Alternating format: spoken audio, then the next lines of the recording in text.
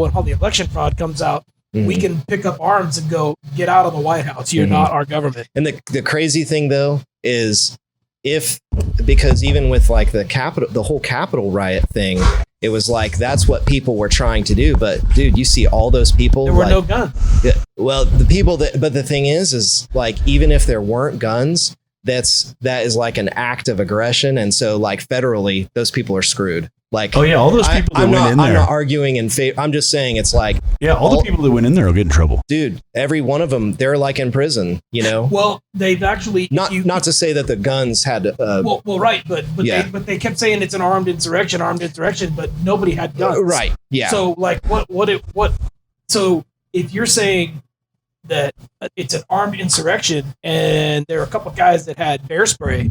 So does that mean that bear spray is considered a firearm? It's considered a weapon.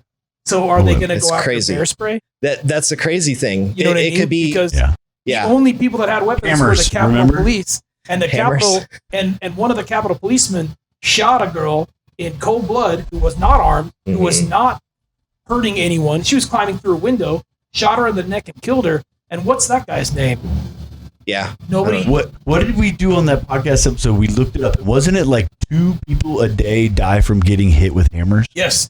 Oh, right. Yeah. From and it's more than like a lot of other things that people are freaking out about. Hammers. It's like, okay, are we going to outlaw hammers now? Yeah. 2 people a day get killed with them. You know, like fuck. The crazy thing about it is that like also the like knives, anything can be considered a weapon, right? But it's also like concealed, not concealed. It's like this is considered concealed, even though like you see this. But if my shirt is over, like I remember because I used to do like foreclosure stuff, so I deal with sheriffs, and the sheriff, like I remember talking to her about guns and everything because I was just kind of getting into pistols and stuff like that, and she was like, I just said something about having a firearm because I would just carry just in the mountains and stuff because I was always afraid that wild dogs or whatever. Well, she said that even if you open carry, she was like, you can't have your shirt covering it. Right. Yeah. So like, think about it. If you open carry, it has to be completely visible. Yeah. It would be like in North Carolina, which I think in Tennessee is very similar. You can open carry. But I don't know. No. Well, Tennessee's actually one step from constitutional carry now. Yeah. Where it's we're just waiting on the governor to sign it. Yeah, where you don't have to have a permit. You can carry concealed, unconcealed. If you're over the age of 21, you can carry a pistol. See now, and I have not read the exact words of it, and I don't know if there's a stipulation to open or conceal. It's constitutional carry. It's both. Yes, constitutional carry is you don't need a permit. You don't need a concealed weapons permit. Yeah. As long as you're a law-abiding citizen and the gun is not stolen, you are within your rights to do whatever you want with it. Really? Now, if someone has posted, like a bank has it posted on the door, no firearms. Right. And you walk, then if it's a place of business and they say no firearms, you have to respect the business. Right. Yes. Same with like federal. You can't take a gun into a courthouse or whatever. But my buddy moved to New Hampshire, and in New Hampshire, I guess you wouldn't call it constitutional carry, but you can carry if it's open. If you can see it. Correct. Yeah. You're allowed to open carry. You're not allowed to conceal. And very similar. Yeah. That's how North Carolina is. And then Indiana, you still have to get a CCW. I remember because like I have a class 3, like I have a couple silencers, and I remember asking it wasn't a deputy, but it was just kind of like they just go through the paperwork, right? Because that's all it is. And I remember asking her about a concealed carry just in my truck. Like I said, let me just ask you, what if I get a CCW, but I buy a car? This is kind of like a weird argument, but I was just like, let's say I buy a vehicle, it's a used vehicle. And maybe like a buddy like dropped some drugs in there or something like that. And when I get pulled over, if I get pulled over, they see on my license in Indiana, you don't have to say, like, they can see it. It'll say, you have a permit. You have a permit. It's flags, but you don't have to say that you have anything. Yeah. They know, but they'll ask, and you can just say, I don't have to answer that. I would rather not answer that if you want to. Yeah. But when you do that, you can say, well, it's under my seat or whatever. What if, but I asked her that question. I was like, well, what happens if he goes under there, I buy a used vehicle and he finds like a rock or something, you know? And it's like, I can say that's not mine, but she goes, well, in that situation, I think they'd understand. I'm like, look, dude, I've had enough dealings with cops that they don't understand that. So they're not your friend. No. 10/10/10. October 10th, 2010 was my buddy's wedding. That's how I remember. We drove up to North Carolina. He was living in Rutherford. Oh yeah. Been North there. Carolina. Yeah. Farmland, middle of nowhere. So we went out there and we were staying at a hotel and my buddy's wife was pregnant. So she's like, I'm designated drivers. Y'all get drunk tonight. We're like, hell yeah. And they had a minivan. It was fucking great. So we packed everybody in this minivan and we were driving back to the hotel. And the funny thing was we were talking about how no one was turning their high beams off. We were on a 2-lane road. We're like, nobody's turning their high beams off. And then we get pulled over. And what the fuck? What did you pull us over for? Well, you didn't turn your high beams off. And we're all like, wait a minute. We were literally having this discussion about how other people weren't. So they pulled us over for bullshit. Yes. And long story short, we got open containers for empty Dixie cups. What? Yeah, because we were out of state, man. You can't fight this shit. You got to pay it. And during the whole thing, we were out of the van. They pulled everybody out of the van, all this shit. And they're like, do you have anything in the van we need to know about? Well, yeah, there's a firearm in the back of the van, unloaded. Oh, man. In a case in the back of the van. They lost their shit. Oh, yeah. And you know what the cop told me? If you're going to carry in the gun in the car legally in North Carolina, it needs to be sitting on your dash or somewhere that you can see it. You can't have I looked at him and I was like, are you fucking kidding me? You can't have You mean to tell me when you pull somebody over, you would rather them have a loaded gun on their dash than an unloaded gun in the fucking trunk? Dude, serious. You couldn't have a piece of paper covering it because they could like ding you for it. It's crazy. Yeah, it's and they were like wanting to give us a ticket and shit. And I was like, dude, it was unloaded in a case in the back of the van. There's no safer way to carry a firearm. Yeah. Period. Yeah, man. But yeah, they gave us hell on that one. Fuck the cops. Fuck the cops. That looks like a good intro. Coming straight from the underground.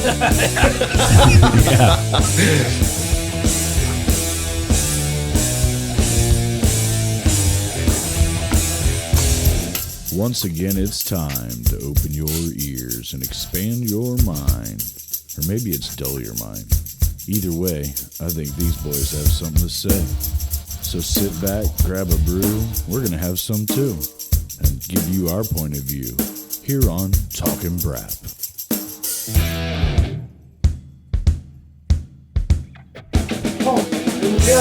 You're not going to join us?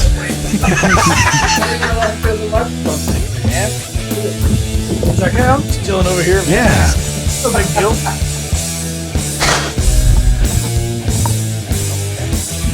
What's better than at the end of a long day? Right? Some beer, some bullshit. Beer and some bullshit. I love it. I thought you guys were recording this whole time. Well, I was, but I didn't hit the intro yet. We were just bullshit. Yeah. Yeah, we're just talking about guns. Constitutional rights, guns, and Among my favorite subjects, man. All right, I'm gonna do an intro. Mike's got full control of the sound effect. Yeah, right. No, don't do it now. You're gonna fuck up my intro. I'm about to copy over the intro now. Hey, you guys leave this in on the intro. Yeah, I might have to do that. I leave all kinds of dumb shit in. We should change the name of the show to a series of unfortunate events. All right. With bikes.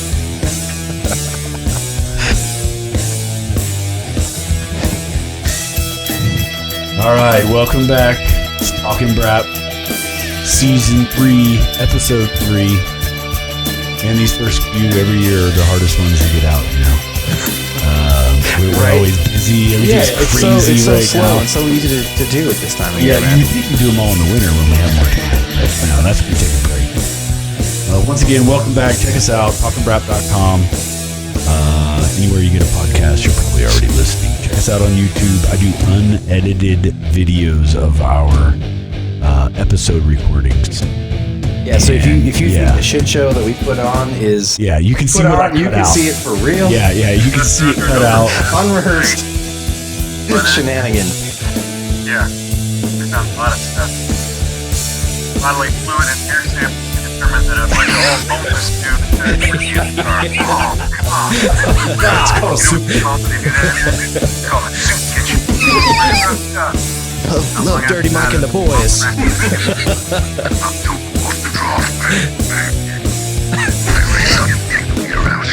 Oh, that is soup kitchen. No. Tosses me down a Mossberg pump. I set one through his chest. Game over, bitches.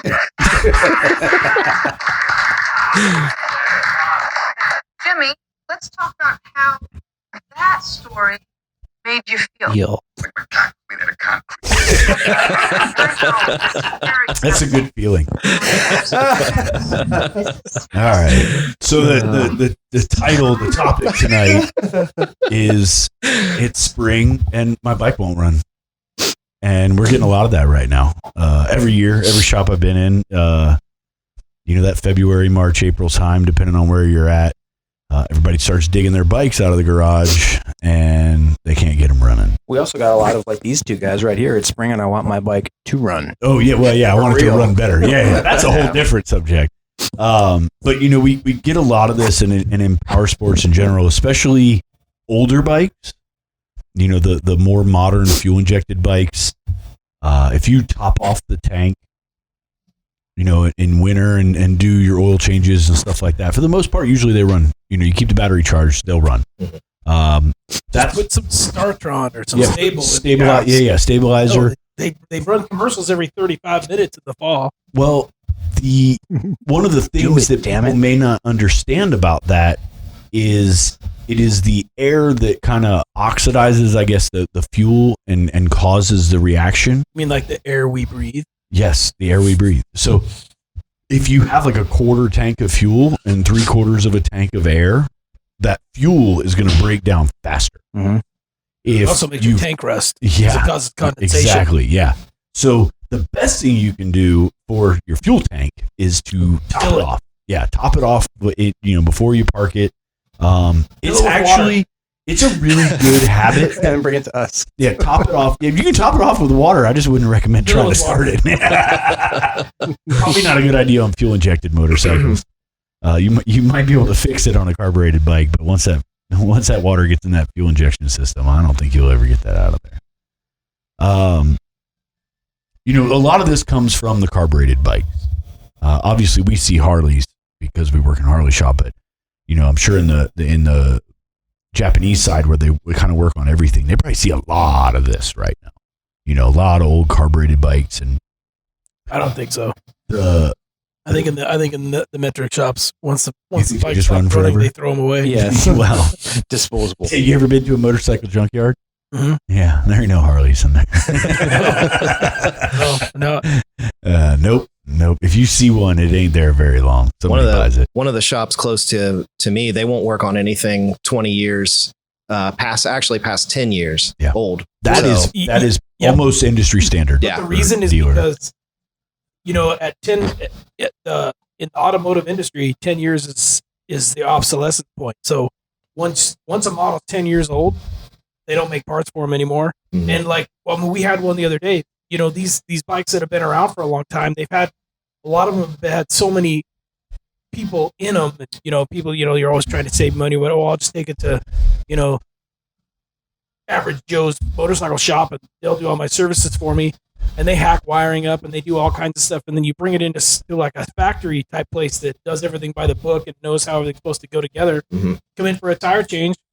Bike's here for 2.5 weeks, and it ends up being a $2,000 job. Yeah, because we had one where 1998, this guy bought wheels, and he said, "Oh, I just need tires." So he brings in the tires, and we're repacking his Timken bearings, and there were no spacers in there. Everything was jacked up. It was all off. Yeah. And they got mad at us, and we're like, "Hey, dude, we're not going to put it together smoke wrong. yourself with this thing. We can't let you have the bike."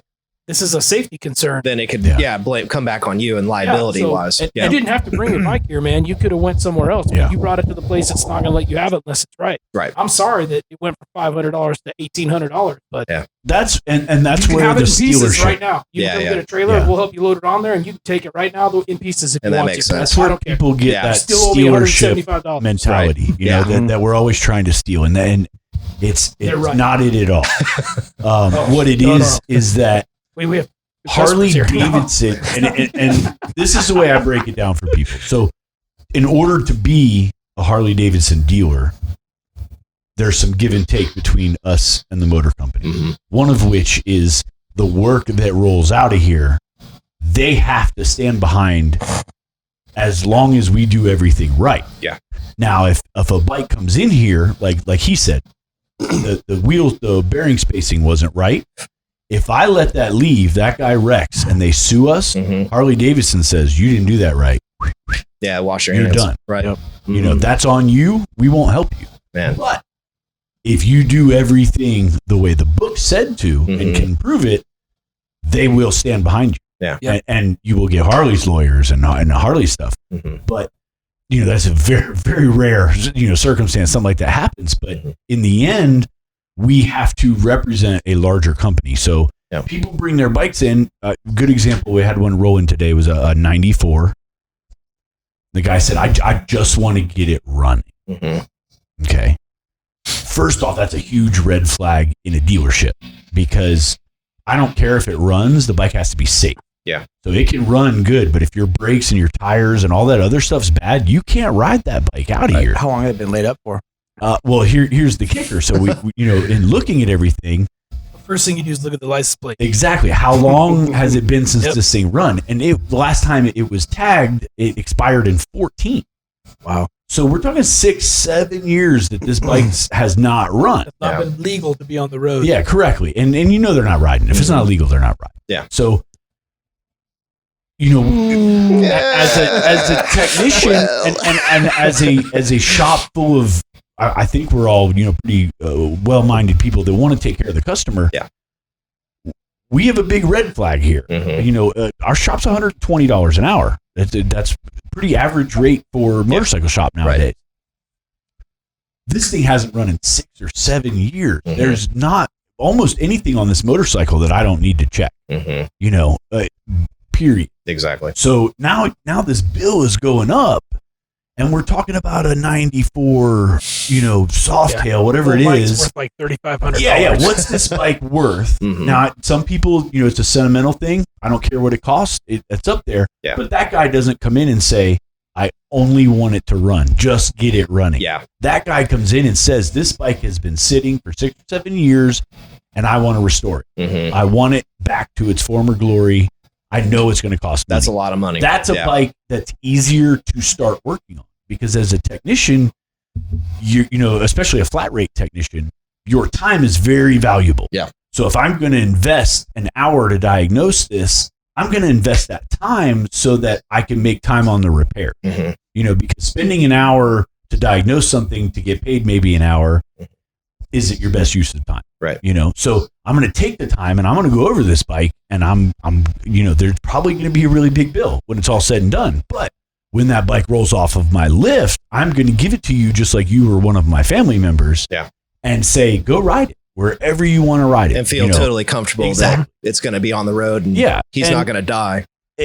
People don't understand that necessarily, I think. And they come in, God, they just wanted to charge me this and that. Well, man, there was a lot of stuff wrong with your bike, and we want you to be safe. And I think most dealerships are that way when it's all said and done. You hear horror stories about this and that, but I think as a rule, when you roll into a dealership, your expectations should be high. Yeah. Even though I have an 07. I thought it was an 08 until like a week ago. My wife corrected me. An 07 Ford Focus. Oh, I was like, what? No, with like 220,000 miles on it. Yeah. Thing runs great. I fix anything that needs to be fixed on it. Great little car. When I need certain things fixed, I go to the dealer because I want to make sure it's done right. When I need like something that I know is really easy and I can't do it myself or I don't have the time, I might go to another shop.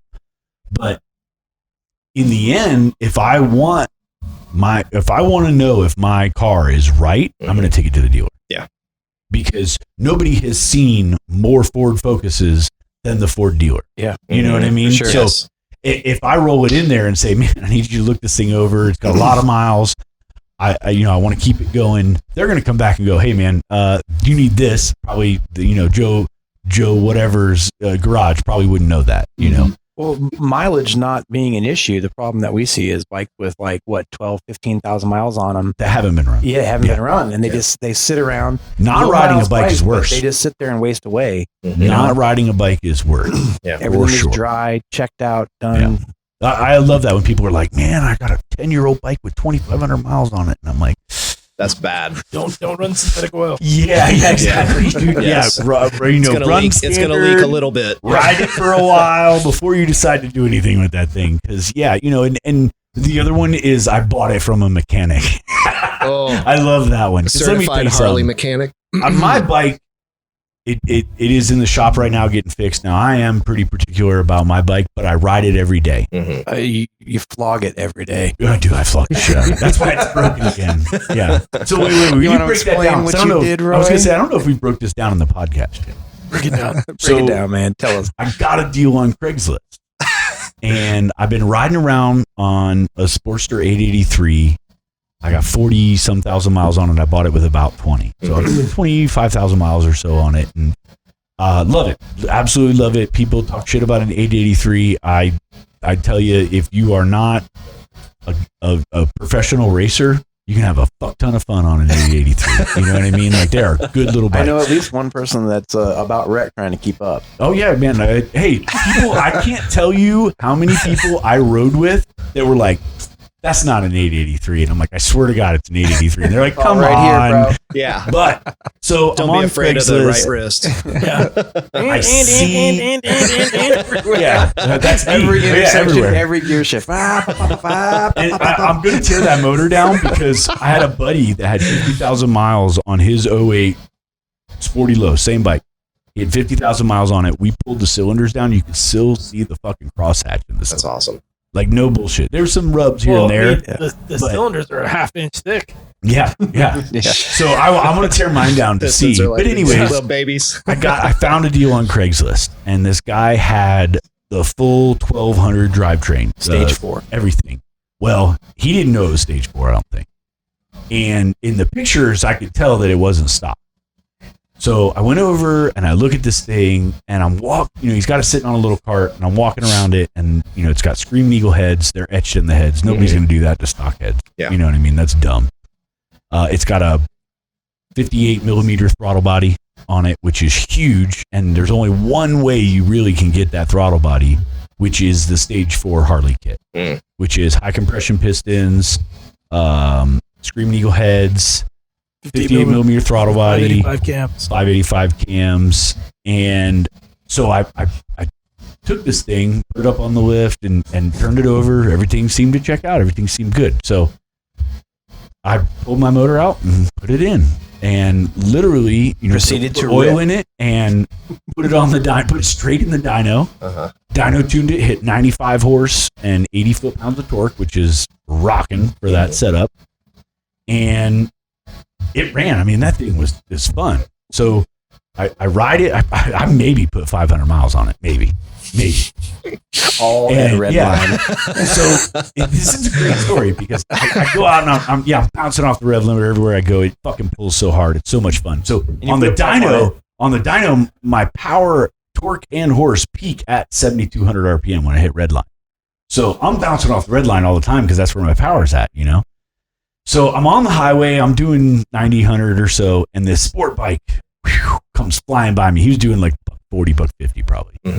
And I can't have that shit. Oh, no, you didn't. Yeah, I was like, this ain't an 883, motherfucker. Go with the badge pull, you bitch. Here so I come. I put it fourth, and I just peg it out. So fourth gear pegs, it's hard to tell because my speedometer bounces out at 120, but it pegs somewhere around 120, 125, somewhere around there. And so I run out fourth gear, No, and as I needed to tell when they died. yeah, That's the motor going to heaven. It's gone. so as I hit fifth gear, I bounce fourth gear, and as I hit fifth gear, it just goes bah. yeah, exactly. So at this point, I'm giving it gas and it's slowing down, and I'm like, that's fuck. a bad Something's- sign. Yeah, something's not good. So I back off of it, and it kind of comes back, oddly enough. And so I get it home, and I'm like, whatever. I take it out. We had a meetup with a bunch of guys from Nashville and whatnot. I'll take another. And so I go out and ride this thing, and I they're pop. I got a pop if you need. Those are good too. So I go out and meet up with all these guys, and I'm out riding, and Please. Yeah. Thank you. Yes, sir. I had can is seen. good. I think at this point I It's had easier. seen some Thank you. oil around my head gasket, and I was like, "Fuck!" I'm pretty sure I blew a head gasket, So I'm riding it, and I'm out with Justin. We're on the highway, and we were doing like 80, 90, and I was itching. And I'm like, "Well, I gotta see what this thing will do." And I tried to peg out fourth gear, and I couldn't peg out fourth gear. And I'm like, "All right, something's wrong." And we go to the meetup, and I can see oil, and I'm like, "Yeah, I'm pretty sure I blew a head gasket." I'm like, pretty sure one of these head gaskets is gone. So on the way home, of course, I got to push it, And so I pushed it too hard that time. And at this point, I get up over 100, and it bogs down even in fourth gear, and then I couldn't do over 90. And I could hear, I could hear where it sounded like the head had lifted. Yep. And I'm like, I'm pretty sure I've heard that sound before. I'm pretty sure that's a head gasket. So I was convinced I had blown head gaskets. And I brought it in here on a Sunday, and I said, well, I bought head gaskets and all this. I'm like, I'm tear down, throw new head gaskets. It'll be good. And he's like, "Oh, this will be quick. I'll just Yeah, back on the road it's gonna be- today. I'm ready to She'll go." be- yeah. And I was here that Sunday. Yeah. We were delivering a bike. Everybody was here. Yeah, everyone And was I'm here. super Just to watch. intrigued. Yep. And I come over to Roy, and I'm like, "Dude, hey man, how's it look? I don't Not good. see the spot where it looks like it was blowing through some Well, oil you can see over the here and oil, stuff." but yeah. And then So- he digs a little deeper, and then And then to rotate the motor over, I need to pull the spark plugs. Well, I swear to God, I put this thing in my bike. I didn't even change the spark plugs. I just put that bitch in there and ran it. So I take the rear spark plug out. I go to get to the front spark plug, and it's locked. Man. And I'm like, fuck, you're kidding me. Well, it's gotta come out. Yeah. And that's Mike. Mike, see, like guys like me, I need a Mike because Mike is the just fucking do it Gotta come guy. out. And I'm Get the, impact. how are we going to do this? Don't worry about it. Yeah. I'm the, how am I going to do this guy? Yeah. He's the, just fucking do it. I got my big half-inch snap-on 6,000 pound, and I was, I'll take it out right now. And he's like, oh, and I'm like, it's gotta come out. I can't. It will go back in. And he's like, no, that's well, then it's gotta come out. Yeah, at that point, my washers were loose. Yeah. And I was like, well, dude, I can't run it like You this. can tighten it, just tighten it. Run Yeah, this- I was going to. He's like, well, I it's actually loose. had considered it. So I finally, Mike convinced me. He's like, dude, you need to fix that. And he's right. I don't want to ride on something I'm not 100% on. So I strip it out. Of course, it comes with the threads and everything. Now my head's fucked. You don't even know the best part of the story. And what's the best part? Keep going. I'll let you know. So when I get the plug out, finally get the plug out, the end of it is gone. Oh man. And I'm like, what the fuck? And I dropped it though. When it And I was like, oh man, this must have been running like shit. He was like, I think I dropped it. And I was like, I don't know. I did. So when I looked it out, burned and melted. I dropped it on my lift, Oh. but not that far. A couple 2 feet maybe. And it dropped. And some things will break. Mhm. And I chalked it up to, well, maybe I dropped it. It popped off. I didn't see it. No Right. big deal. Accident. It ran. This was after all the threads were still in it. Yeah. The threads. Yeah. So oddly enough, on the way in, the bike ran perfect. I did over 100 miles an hour without trying. Mhm. Like it ran perfect as I brought it in. So They I always pulled the run spark good plug as out. they're blowing up. Yeah, I pulled the spark plug out. There's no end to the spark plug, and I'm thinking, how the fuck did it run? what smoked your spark plug? Bounced off the Running rip. at 100 miles an hour with a blown head gasket. Because every time that piston goes down, it's sucking atmosphere into there, so it's bringing all that cold air in. Out. And you're just, I don't know. If you're you would have running rode that hot thing, as fuck. I don't think the head gasket was the problem at all. I think the threads in the spark plug and the spark plug itself were the problem. Because dude, that thing ripped all the way in I here. thought you busted the top of the ringland off. No, well, so the end of the spark No, the plug. spark plug electrode was in Yeah. The And that's end what of the killed spark plug. the piston on the ringland. Yeah, fuck Yeah. the edge of my piston up. So then I'm like, well, fuck. Now I need pistons And heads.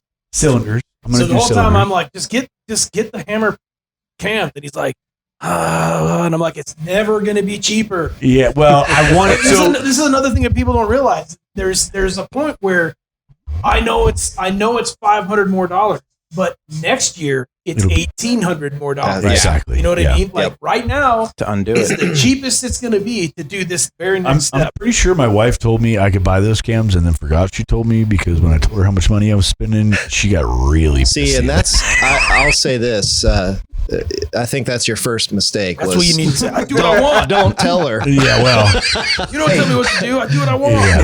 Have we done intros yet? no, we did not introduce We have to introduce our customer, Phil.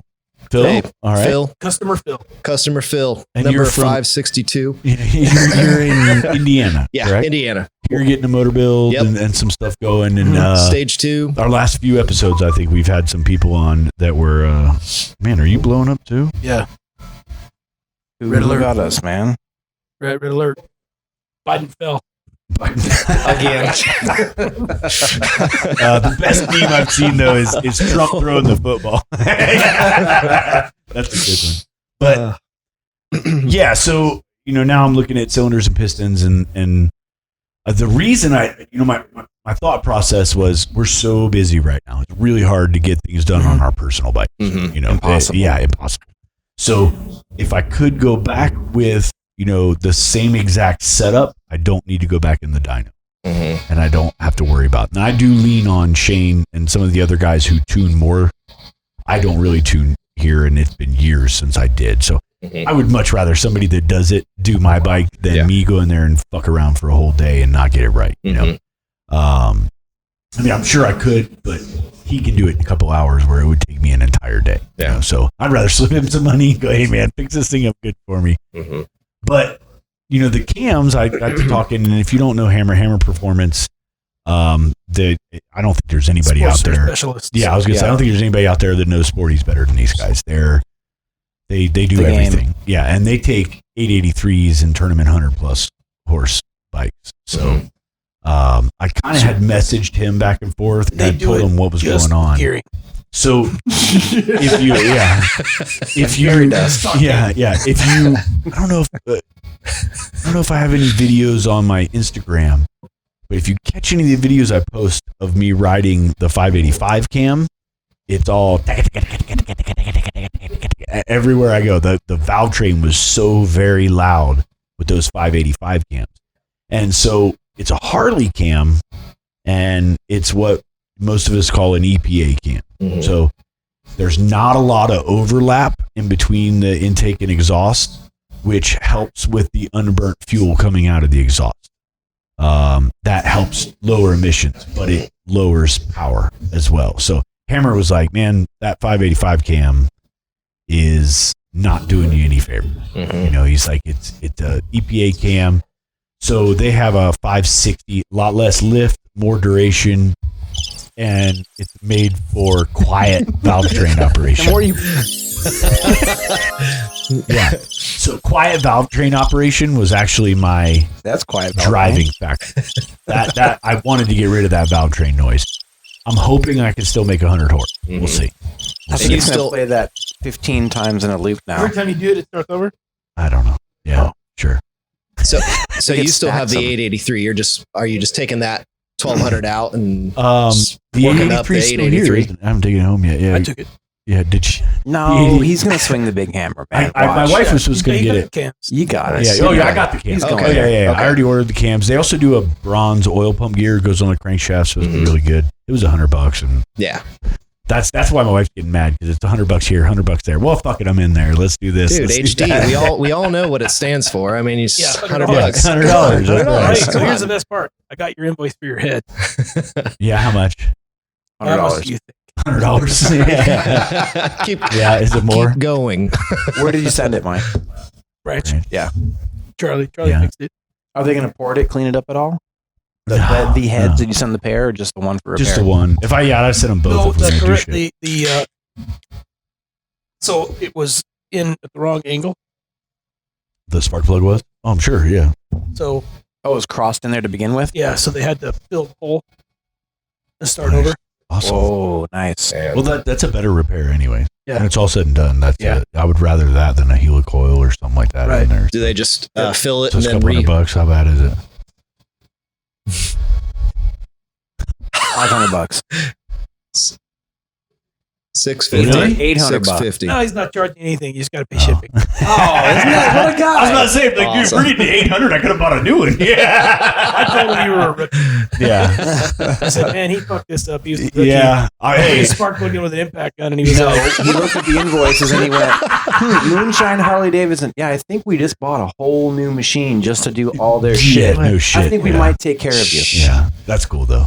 No, I would rather, anyways, I said, Charlie, like he said, we could have I said drilled he's a that, 6'3" put a ginger, helicoil in. Yeah. and he has your address. But that's not the power. That's not the power holding though. And he Like, will learn to get drunk and angry. Yeah. And Branch, they're a machine shop. Yeah. I would much rather send that to a machine shop and say, okay, you do what you think needs to be done to it, Yeah. and let me feel comfortable about it, and then I'll believe you. do they you just know? TIG weld that, remachine, and then I don't know. They probably rethread? didn't have to Do you do all know? that. I don't know. Maybe. Yeah, they completely filled it back up with aluminum and then Nice. re-drilled and threaded it Yep. at the correct angle. Oh yeah, man. Yeah.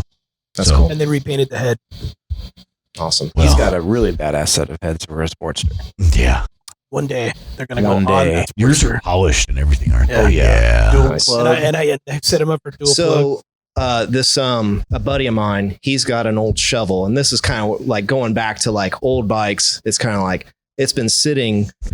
He got it. It's like it's just sitting in his shed pretty much. It's an old shovel head, cone shovel, and it's just been sitting there. But I checked it out. Like he finally showed it to me, but it's dual plugged.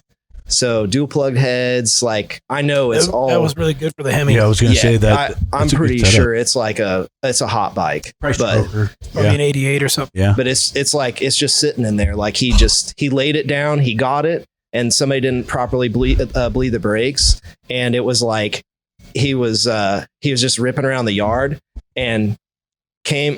I guess he came around a corner and like hit it, no brakes whatsoever, and he's just like, all right, either kids and adults or logs. So he like just laid Yeah. it down. Into the woods. Nah, just like he had like he had trees. He does like a lot of sawmilling stuff. Firewood or something like Yeah, that. Yeah. so but it's an awesome. I would have ran into the kids, man. They're way softer than He didn't really do a ton And of you can make damage. more of them. It's That's not the like thing about those old bikes, though, and a lot of people don't realize that. So many guys are like, "Oh yeah, I fucking love old bikes. They're so awesome. I got Dude. this, that, and the other." And then you go out and ride it, and the brakes suck. Yeah. and they're not fast. They fucking don't slow. handle They good. blow Yeah. oil Yeah, over the place. you ride a Break it modern all the bike. time. Yeah. Yeah. Oh yeah, Yeah. yeah. And it's like, dude, I don't Like- understand why you like this. the nostalgia. Like it's like you see these like video clips on YouTube or whatever, and they'll be like, "Oh, chopper days," and you'll see these guys ripping around.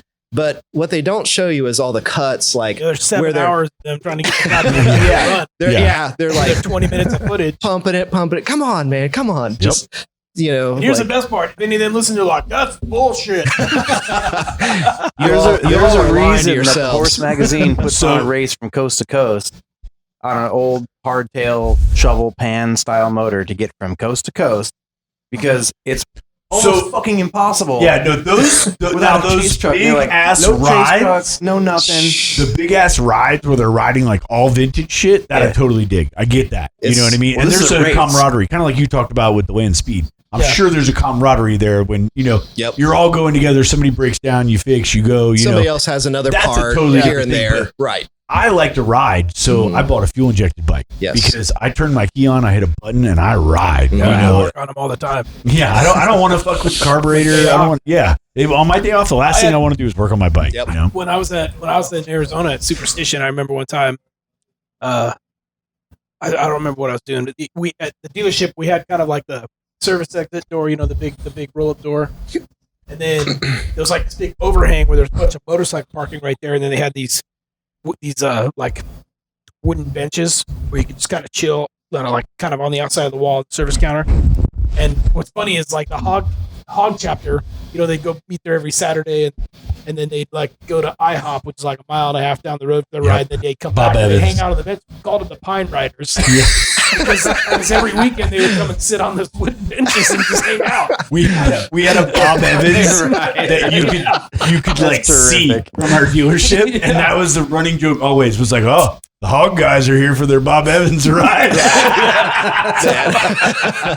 So I remember one time, one of them was getting ready to Get your take some pen, trip bro? or something, you know. He had this big list. He was getting ready to go on this big trip, and he had a Honda bike. It was like a 2015 or 2016, and he brought it in, and we checking it out. He had like 30 pounds of tools in the saddlebag. And I'm like, what the fuck are you even going to do with all this stuff? And so I think I work on the bike or something, or either I did or my buddy Tom. He's another master tech that was over there. And I walked out, and I sitting on the bench, just kind of taking a break. He's like, hey, I kind of got a list of tools. You know, you guys know what's going on. I'm going on this trip, and he's like, here's my list of tools. You know what? And I was looking, I was like, that's pretty cool, man. And he's like, what do you take when you go on a ride? Screwdriver. And I went, well, I have towing for 500 miles in any direction that costs me $2 a month. Yeah. So I just call them. And then I don't have to carry all that heavy shit that's going to break my saddlebag and make it fall off on the highway. It's funny you say that because I have been embarrassed a few times. We do Friday night streets here in Nashville, and I ride with a bunch of guys that like stunt ride and stuff, and we basically just go rip around Nashville and never stop. Nice. So, you know, we get lit up by the cops and a by couple rip times a around, night. you mean but- like 22 miles an hour. Yeah. On one wheel. Oh, Well, yeah.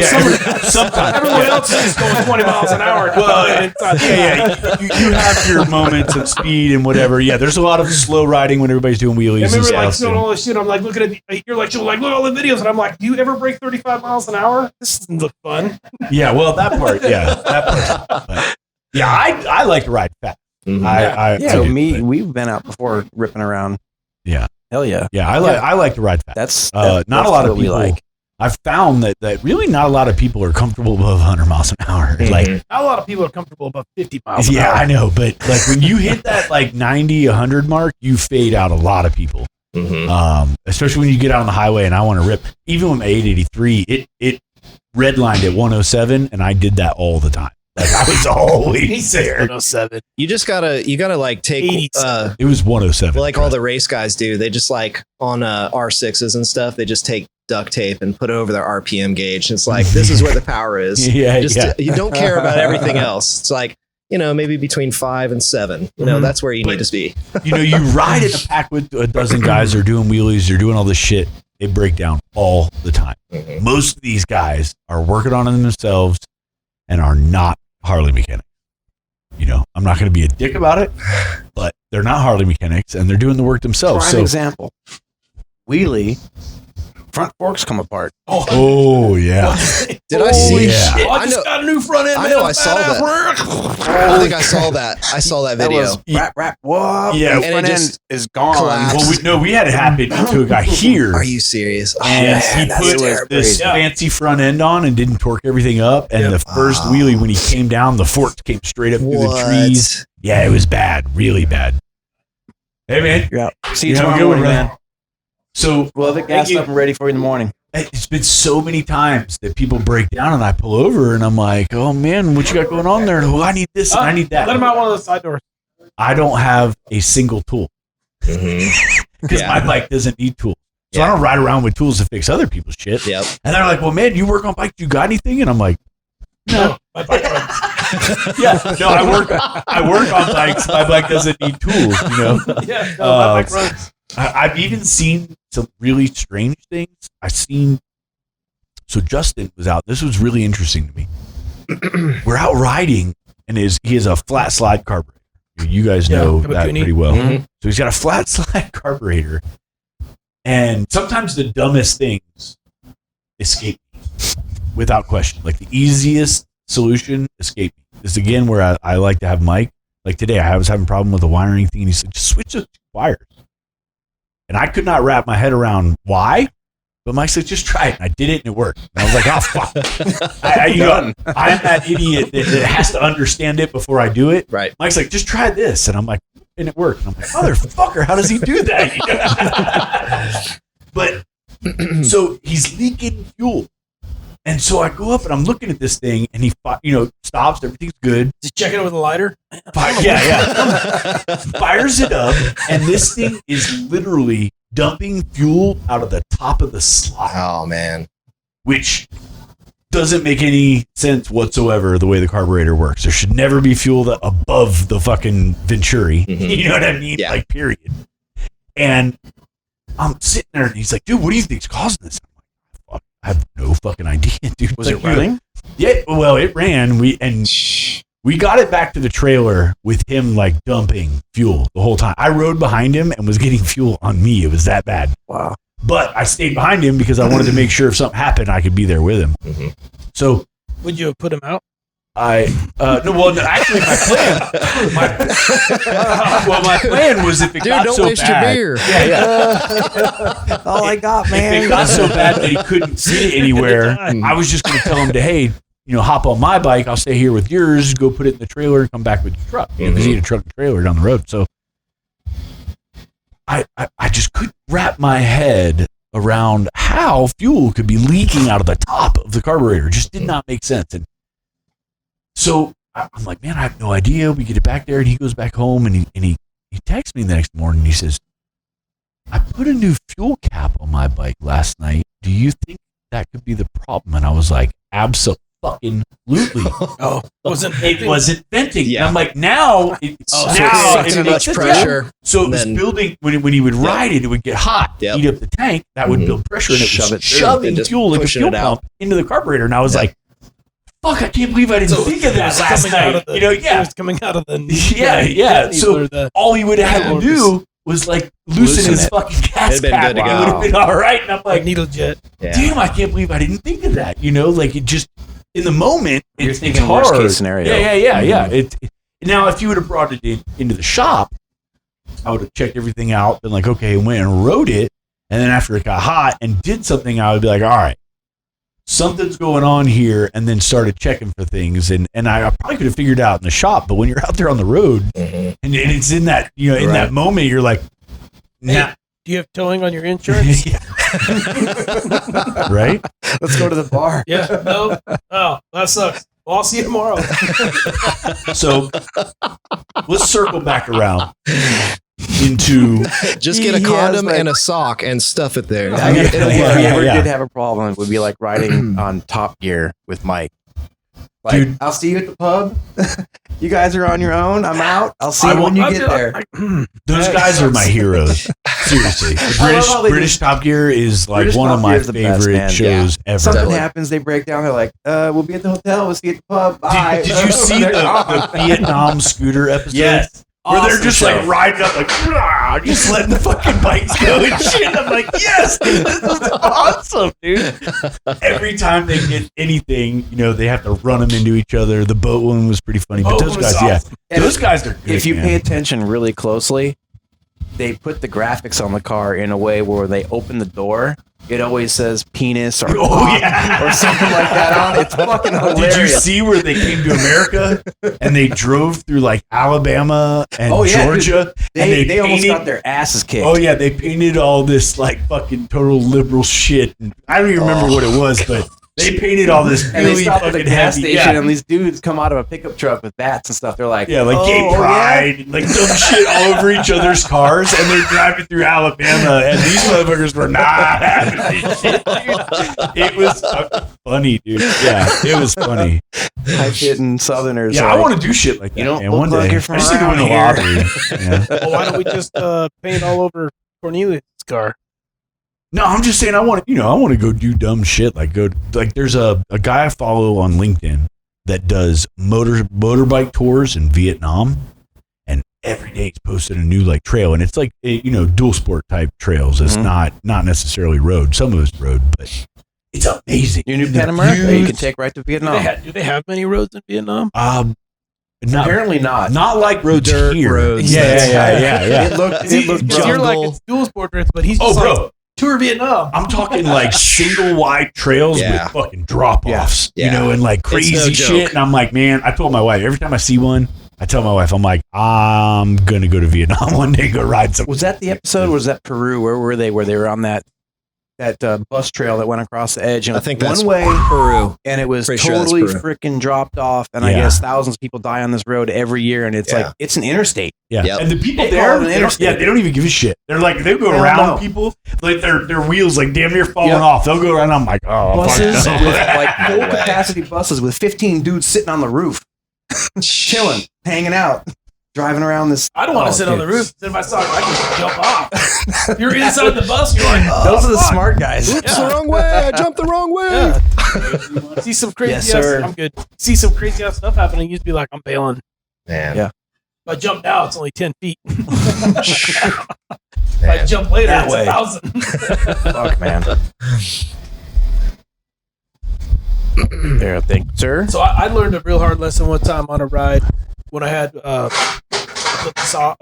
Softail, and it was a kickstart only. It was pretty cool bike, and I had a SNS motor, and I had a jockey ship, and I ran a cable. No, I didn't. I started running cables after this happened. So I have like the rod for my foot clutch, and I was in Laughlin. It was like, I don't know, maybe 1997 or 1998 or something. And I had my girlfriend on the back, and we're leaving Laughlin.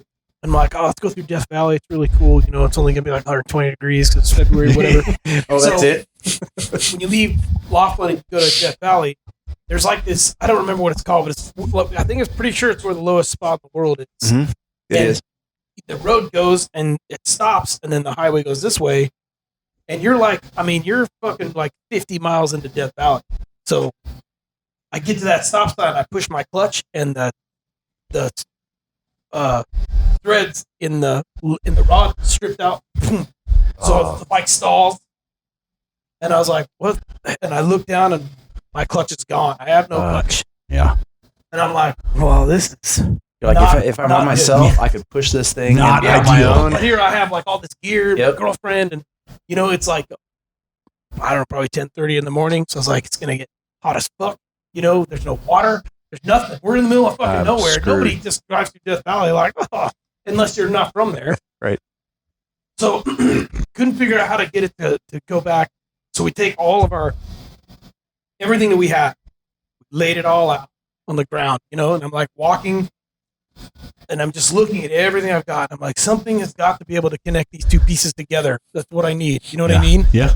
So I'm like walking and walking and walking. And Bungee cord. then, well, she had some sort of a nice dress or something. Because we were going to go to dinner, and she had a hanger. Oh, So I was yeah. like, work. Yeah, I saw man. the hanger. Now this is like, you're a couple hours in by this time, Mhm. And I'm like, well, I wonder if I can get this hanger. And I can do something with that. I have like a pair of pliers, those little roll-up tool things. And Yeah. So I got the hanger, and I did it. I started it, and everything's still laid out. I'm like, well, let me see if it works. You know what I mean? So I ride up the road, pull it in a couple times. I'm like, hey, I think it's gonna work. So we roll everything back up, get it all repacked. By now it's like 2:30, 3 o'clock in the afternoon. Hot. We get on the bike, hot as fuck. Everything's fine. We go hauling ass. So after that, I was like, well, all I really need is some baling wire, some electrical tape, and like 2 pairs of pliers and a multi-tool. Mhm. And Dude, if I Leatherman. can't fix it Yeah, with man. that, Yep. I can't fix it on the road. Yeah. Right. All Zip this ties. stuff. Zip ties are a good one. Yeah, zip zip ties. ties. Zip ties. Yeah, Totally. I always throw zip ties in the back. back. Yeah, man. Oh yeah. I'll put a bunch of them together, so Yeah. I don't give a shit. So that's your toolkit. That's Zip the ties, most zip other ties, and a zip multi- ties, I mean, yeah. you get a little bit of baling wire. You get about 10 feet of baling wire. Yep. You can fix pretty much anything external. Yeah. Because you can twist it around. It's real strong. Mhm. Yeah. You get some needle nose pliers. You can Twist twist it it up, off. tie stuff Whatever. tight. I mean, it might wreck some shit and make cosmetically, but At that Get you point, you home. don't really care. how Yeah, important exactly. is the cosmetics when you're in Death Valley? Yeah, man. Yeah. Not the chrome. Yeah, not Yes. I didn't pack 6 gallons of water. We were like, Death Valley take about 2.5 hours, and then we'll stop.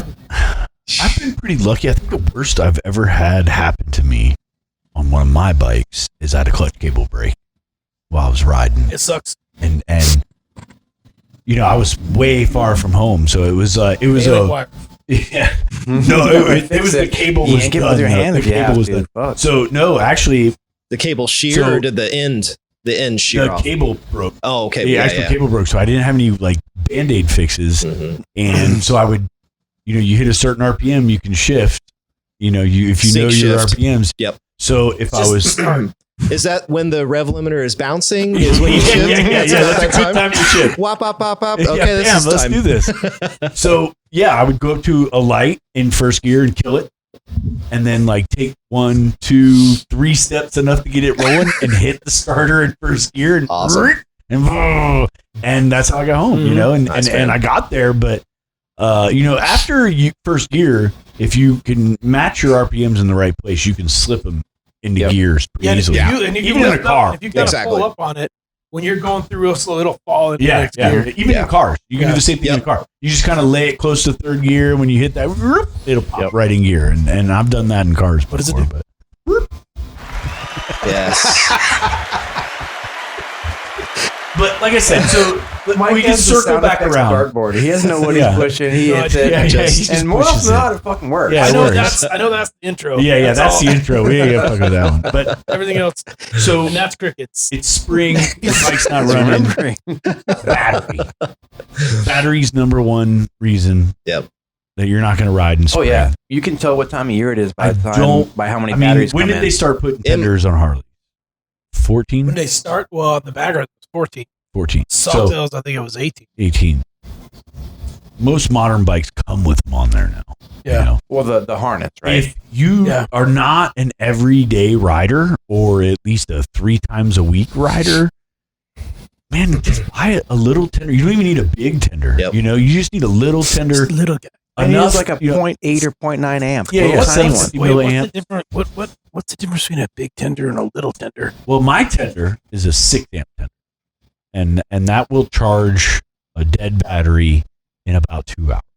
But will it charge a battery that's less than 30%? Because intelligent chargers will not. There is a point when you get down under a certain voltage where it will not charge. Yes, absolutely. But if I can, if I get a battery out here that's like click, click, click, it's got enough that I know it's working. I can plug it in there, and in an hour or two, it'll be charged.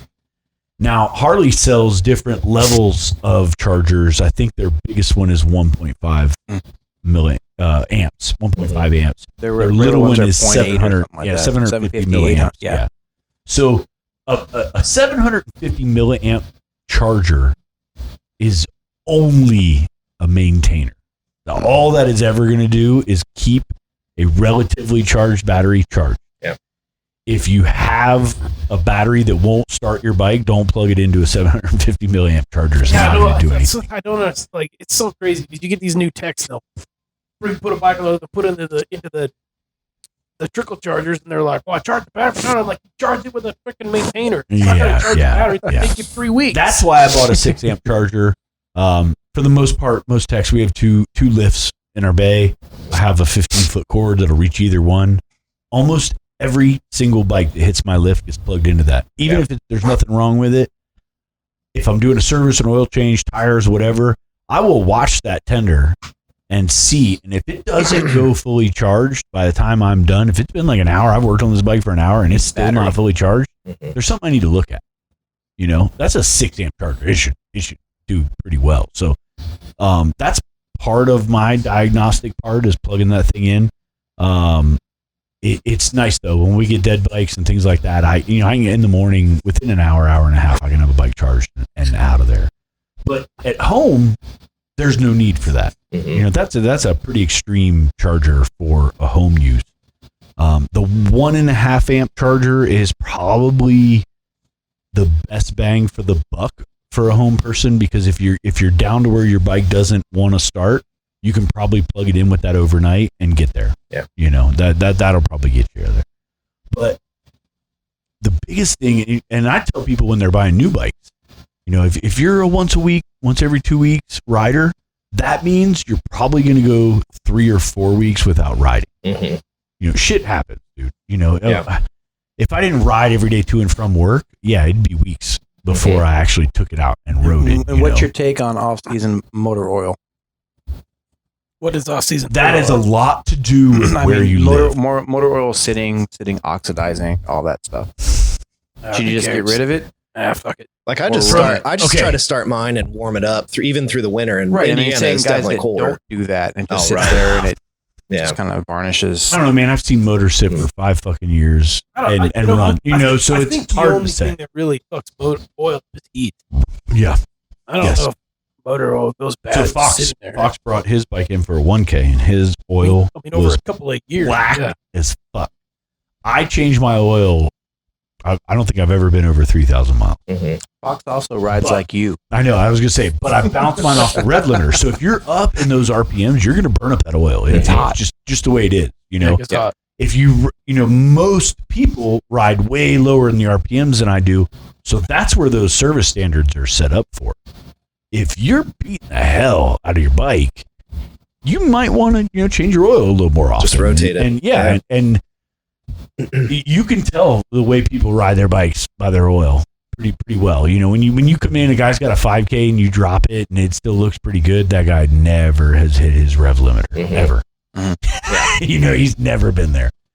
For the most part, though, that's very rare to get a bike in with 5,000 miles and the oil's not pretty black. But there is some differences. When it gets burnt, it's a staining black.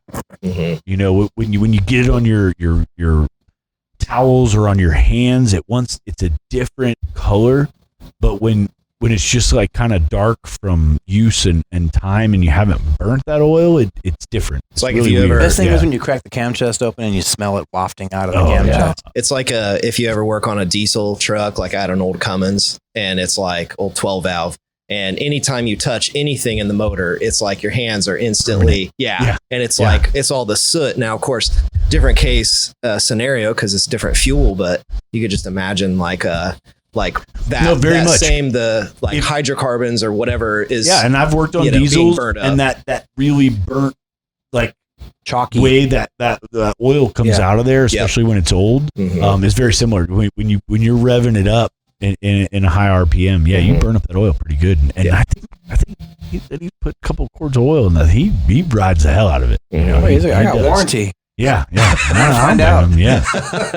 But I want to find out about that warranty. Battery is probably number one, and the simplest solution is just a battery tender. And it's not cheap. A Harley battery is now almost $200. So when I was in school, me and my buddy, we thought we came up with this idea. So especially when you're in school, a lot of these guys are living in dorms and hotels and dumb shit, and you don't have a garage. You don't have a way to run an extension cord. I live on the second fucking floor. I can't run an extension cord down to my bike to charge it when I need it. So we thought, man, what if you made a bike cover with a solar panel on, and you just plug it into your tender, cover your bike, it would get and the stolen solar in panel, 2 seconds. So I did a lot of research on this, and depends on where you're parked. There's a guy in England, in the UK, that is making these things, and I think they're called power covers.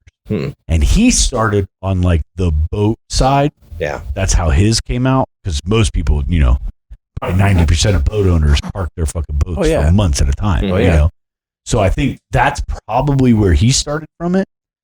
And then he started getting into like 4-wheelers and side-by-sides and motorcycles. And I actually was in conversations with this guy for quite a while. And had I been in a better spot financially at the time I was in school, he was willing to offer me distribution for the U.S. Now, is the cover itself made out of the photoreactive material that everything charges, is made in is Italy. Like a panel on it? They are like hand sewn in Italy. Oh God! With all this shit, it's crazy stuff. But so now you probably can't get one of them. Because nothing is coming out of Italy. It's supposed to be really high quality. Yeah, especially according to the Italians. But I think the idea is sound.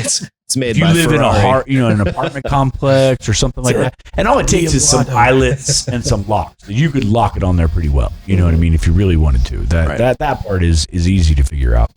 But the idea of having a cover, even on your boat, if you got a boat outside your house, that's a great fucking idea, man. You put a cover on it. It's our podcasts. Oh, this is years ago. Somebody else already did it. It's not like I can get it. He's probably got he already probably has rights to it. He was working on patents. That was 10 years ago. So Yeah. Right. I'm Oh, still look, you want a yacht ride? I'm still surprised to this day that I have not seen them outside of me trying to find them. Mhm. Well, You know, obviously they aren't cost. maybe it's time. Maybe it's time I should start calling him again. Yeah.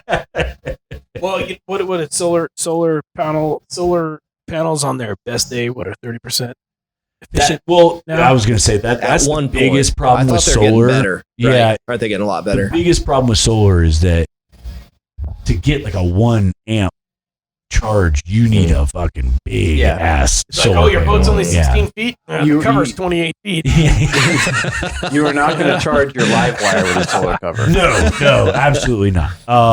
In fact, I don't know if you like the battery packs that you use for your phones and stuff. They make some that have solar panels. Yeah. I've seen one that folded out into like 4 solar panels, Wow. about the size of your phone. Yeah. And from what I read on reviews, it was still like at least a day or 2 to charge. That's As long as that's you- like an you just keep emergency. your phone Yeah. outside Yeah. in full sunlight for 2 days. You can You can So charge by it. the time Yeah, you charge yeah. your phone, you die of exposure. yeah, exactly. Somebody just walks in, they're like, "Oh, sweet, a phone." With this cool fucking solar charger. Yeah. So Dump some of this water on this dude and help his sun It'll blister. be all right. so A G20. we'll move on because I want to get through some stuff before we stop here. We're some cold-hearted The other motherfuckers. the other reason your bike doesn't run is because your carb is gummed up.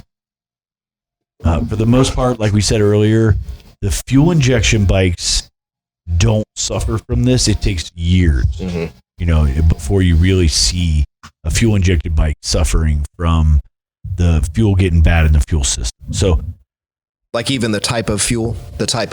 yeah, I mean, Well, we could talk about that. Yeah. Ethanol additives really break down fuel quickly. But So we on the get flip side of that, people come in all the time Mhm. and they're having runnability issues or some type of issue. And when I ask Fuel my them, carburetor. no, I'm running ethanol free. Oh yeah. Why are you running it? This is a 2018 motorcycle. Why are you running ethanol free? Mhm. First off, you Yeah. should So be you're touching running- on what I was going to ask. Yeah. the first and foremost thing with fuel on a Harley Davidson is that it should be a minimum of 91 octane. Mhm. Now, most ethanol-free fuels are 87 or 89. It is very hard to find 91 and above ethanol-free fuel. Hmm. That is a rarity Yeah. because most people are running those things in boats and lawnmowers and things like that don't need. It's wreck 91. fuel. Yeah, we yeah, have it. We exactly. have it up by us because we're like in the country. So Yeah, we just well, we like have diesel. We have recreational, the red diesel, that you're not but you supposed to can't. run. Yeah. yeah, they- Off-road diesel. off-road diesel. off, there you but go. it's not really anything. It's just dyed and Yeah, it's just got red It's dye. tax in it. free, Yeah, and yeah. they dye it to make sure you're not riding. that's right. truck. Yeah. So Well, and it has zinc and sulfur in it. yeah. Well, It's all the shit that makes diesels happy. yeah. In fact, additives in general. Mhm. If I tear a motor down, I can tell you whether you've been running an additive or not. Oh, Really? we see it in the top of the piston Without like question. immediately. I had a That's what I was guy. gonna. Yeah, because like that would probably tie. Which I'm maybe getting off track, but that would tie into like all the stuff with like venting the carburetors and the new carb because they have all that. Like with the M8s, at least they have like all the head breathers and everything like that, Yeah. and people are all So complaining about the fuel. what is it, aeration? The Yeah, aeration the breathing. Yeah, the crankcase breathing. Right. Crankcase But breathing it's has kind of been what an I issue. what Yeah. I've heard is it's like a combination of things, not just that. Most of that is most of the issues with the M8 is the internet. Mm-hmm. Yeah. Yeah. Well, it's Yeah. like everything. Almost all the big One- problems you hear about the M8 I is think if they they would've- largely on a lot- caused from forums. Yep. Yeah. I've told people a lot. There are hundreds of thousands of these bikes running around with no problem. Right. Oh yeah. The yeah. 5 that have a problem are extremely vocal, Yeah. and Yeah. they're all over that billboard you read. Mm. It's Well, not as bad as And you I think think if it they is. would have Right. maybe It's really made not. the pan a little deeper or just add a little more airspace in that motor, Or don't that overfill it. wouldn't be an issue. Mhm. You know what I mean? Start with not overfilling it. That's what Well, I've heard. Yeah. Combination. I don't think that. I think that the engineers at Harley now, they aren't the same people that were there 10 years ago. Oh no. And they didn't realize that as soon as these came out, we were going to take them apart. And, okay, now what do we need to throw away and make faster? Yes. And then when it happened, we got so ahead of the game with the power curve that the They went, dumbass engineers. I know what we'll do. We'll change the They're ECM like, and really fuck them But up. on the flip side to that, Sons of bitches. I feel like they were planning on more because your cylinder sleeves don't come near touching. Exactly. the Yeah, case. they're ready for a 131 factory motor. Yeah. When they built that, I feel like they kind of looked forward, right? but not enough. But they didn't. Yeah. They didn't plan on, the society The hot rodding aspect taking of it so far so fast. You know what I mean? Because it's what's crazy is and it doesn't matter whether it's Harley Davidson or any manufacturer. Mhm. The engineers are stupid fucking college kids that don't know anything about the actual machines. Mhm. They design everything on a computer and they run them in wind tunnels and they do all these simulations and they have no fucking clue about actual real world application of the products that they're building on these computers. Mhm. So you don't see any engineers out garages taking the shit apart and putting it back together because they're too That's good. our They job. went to school. That's You know our what I mean? job. Yeah. It's like the So when you talk to BMW techs. Yeah, Sorry if anybody's a when BMW you talk tech. to them, you're like, no, but I mean, they're a great. Yeah. But it's When a I went great through car, school, but it's- BMW was joining MMI around that time and had a class and all this stuff. But And they're all separate. yeah. It's So the guy that ran the BMW, it started with a C. I can't for the life of me think of his name right now. He was training in one of my classes, and we kind of hit it off and got to talking. And when I was in school, I did pretty well. Mhm. So I kind of had a pretty close line with all the teachers and things like that. Because once they figured out that I could do it, they focused on other people, and you know what I mean. Yeah. So, but he really wanted me to go to BMW. He's like, man, you can make really good money at BMW. And these are the easiest bikes to work on. And I was like, just have to wear a uniform that says "I'm a douche." And he was 20. and you have specialized tool. He was the 20+ year BMW tech. Mandatory. And he said, Shopware. if you had a problem with BMW, you plugged it into the computer. Then that's the and the goal. computer told you what to replace. Yeah. He's Just like the that's- cars. That's it. Just He's like that's like, pretty much it with everything. I He want said the performance. wiring That's verboten. wiring is very oh, man, minimal. I can't read German. Yeah, I'm sure they probably were Yeah, already they were running running on like a PCMs. CAN bus. Yeah, they were already running on a CAN bus system, I'm sure. He said wiring is very minimal, almost never have wiring problems. He's like, pretty much you plug it into a computer and it'll tell you what's wrong with it. What And I was fun is that? that's cool. Here it's my motor makes noise. Well, you got a fucking Sportster, it's supposed to make noise. Get over it. It sounds like a sewing machine. You know what's really funny though? But put My mufflers favorite on thing it. is like when people are like, Yeah, "Man, exactly. my engine's loud," Click, click, click. and then you're like, "Have you ever listened to a Kawasaki?" Dude, Kawasaki's touring I bike. mean, it's like fuck. Mhm. Don't ever say a Harley's loud. Dude, I You had sure the thing's okay? I was working at Harley and I went out to Daytona and did demo rides because every year at Bike Week they do, all the manufacturers bring out their bikes to demo rides. So every year we would go out there for a day or two in the mornings and ride all the new bikes. And I think it was a Vaquero, I think is what it was, Kawasaki, or is that Yamaha? Who cares? I think they're all that's I don't know, whatever it Vaquero. was. I think it was a Kawasaki. okay. Got on it, metric shit. Yeah. and it was their full dresser, touring bike. Yeah. And dude, that thing was loud. And I was like, fucking riding around. I come back and I'm like, dude, is there something wrong with this? And he's like, no. And I was like, I ride a Kawasaki. It does not sound like this. Yeah, but you rode a 20-year-old Kawasaki. I did. It was a 94. That's It when was the fucking tolerances were probably tighter and everything is totally Here's probably different. What the hell are those? Where you do the valve lash on the Oh, it's the great. No valve lash, HLAs. bucket over. Hydraulic lash Hydraulic, adjuster. yeah. So I bought the bike before I went to school. I did have some mechanic knowledge. And I didn't know, I was not into the bike world. You know what I mean? At that time, I was new to it. I had ridden bikes and done all that, and I knew how to ride and all that stuff. plus you were way into the club scene. No, I might have been. I was pretty hard to Dance find. club or You still So- have So I researched and what I found that there's really weird things out there, like fuel gauges, especially at that time, not really that popular. Like a lot of bikes don't have fucking fuel gauges. It's That's why they have a fucking not a reserve. thing. Yeah. When it sputters, I you don't think reserve, Sportsman's and you had better a get fuel to a gauge gas till, like, station. 07. You could buy that. You still don't have one. They still don't Go to have a one. gas station. You Yeah. want that Yep. aftermarket when you had to, Yeah. it was like a fucking $900 job. You're like, yeah, the bike's only worth $2,500. Let's see where else. Fuck it. I'm out of gas. Helmet Leave it on the side of locks. the road. Fuck Helmet it. locks are not a thing. Right. Helmet locks are not a thing. You don't get that. At that time, I did not want a chain. I knew that. I still don't want a chain. I don't like chains. I like chains. Your obvious choice after that is belt or shaft. Mm-hmm.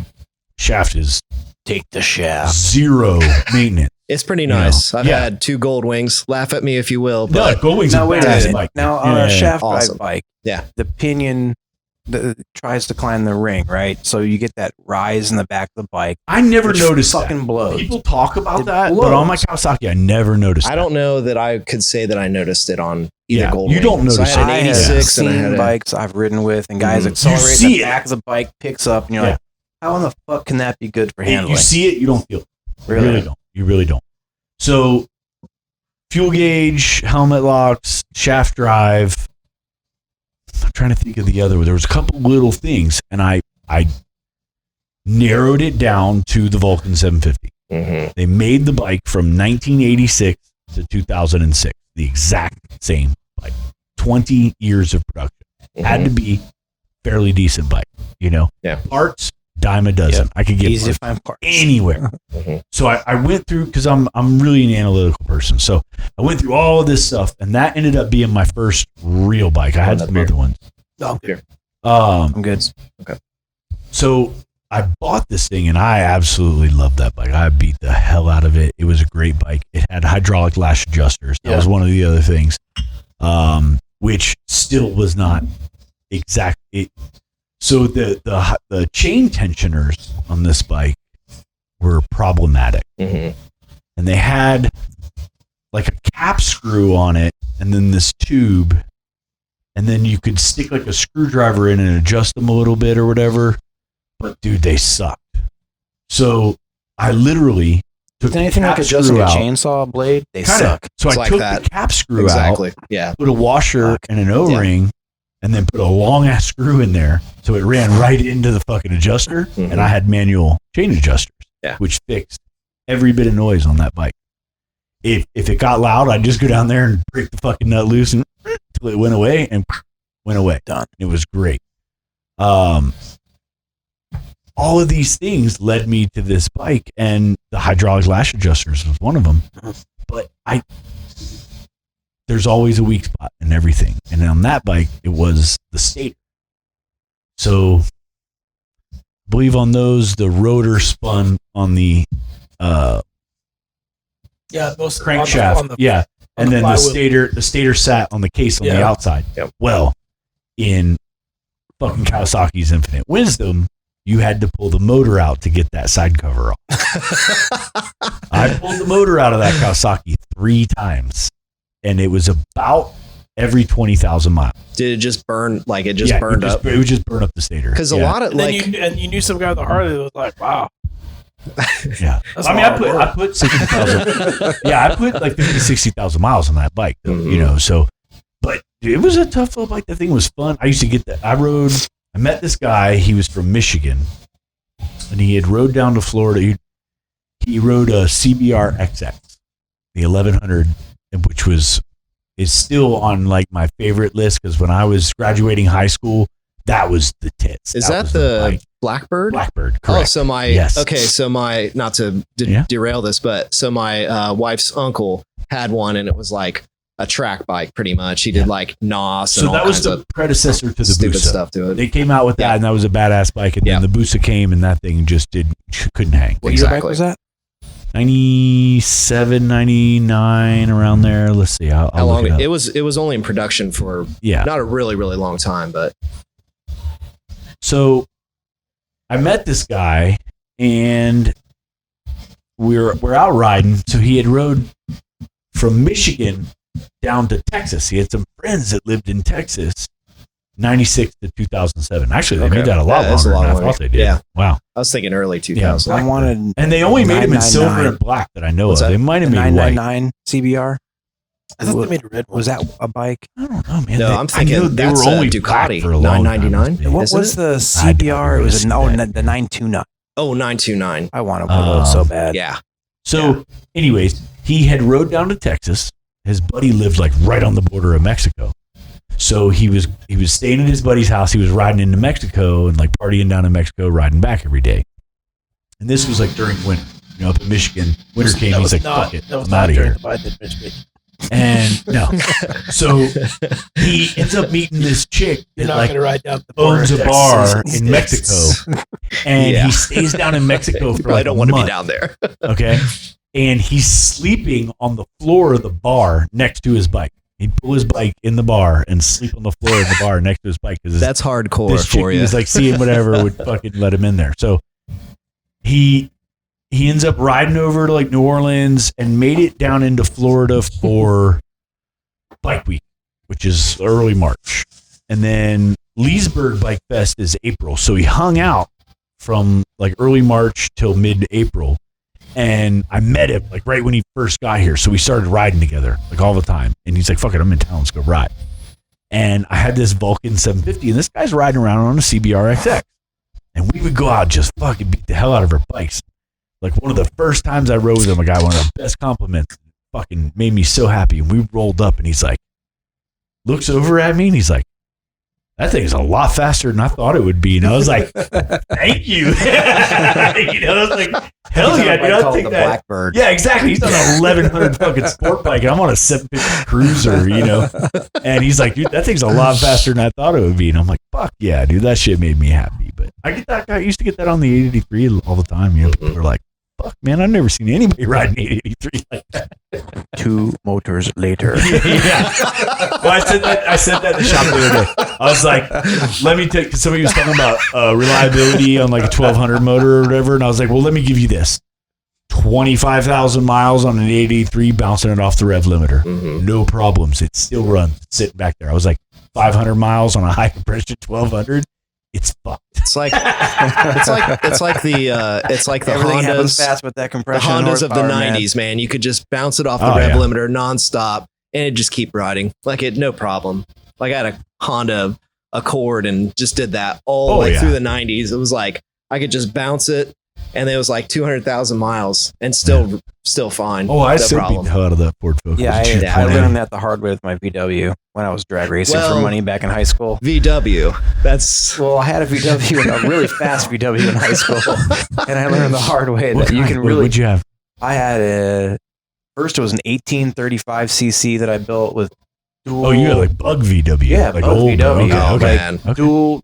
That was dual Delortos on that one. That and was then pretty quick. It was Dude, I've with seen a stinger pipe on the fast back, Bug. and then I blew that up, and then I built a 2275 with 48 IDA Webers on it.